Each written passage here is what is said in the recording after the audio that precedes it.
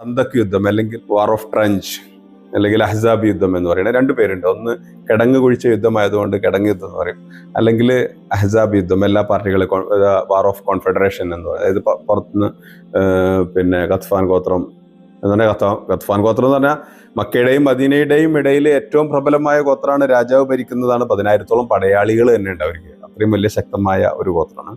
അവരുടെ കീഴിലുള്ളതാണ് ബനു മുറ ഗോത്രമൊക്കെ. അതുപോലെ തന്നെ യഹൂദികളെ കൂട്ടുപിടിക്കുന്നു. മദീനയിൽ നിന്ന് പലപ്പോഴും പുറത്തേക്ക് പോയവരും ഖൈബറിലുള്ള വളരെ ശക്തന്മാരായ പോരാട്ടം നടത്തുന്ന യഹൂദികളെയൊക്കെ അവർ കൂട്ടുപിടിക്കും.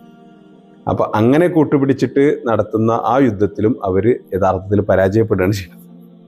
കോൺഫെഡറേഷന് പോലും തകർക്കാൻ പറ്റാത്ത ഒരു സ്റ്റേറ്റാണ് മദീന എന്നുള്ള ഒരു അവസ്ഥയിലേക്ക് വരികയാണ് ചെയ്യുന്നത്. പിന്നീട് നമുക്ക് ആ മദീനയുടെ ഒരു വളർച്ചയാണ് നമുക്ക് കാണാൻ സാധിക്കുന്നത്. റസൂലുള്ളാഹി സ്വല്ലല്ലാഹു അലൈഹി വസല്ലമയുടെ മദീന സ്റ്റേറ്റിന്റെ ഒരു വലിയ വളർച്ച നമുക്ക് കാണാൻ സാധിക്കും.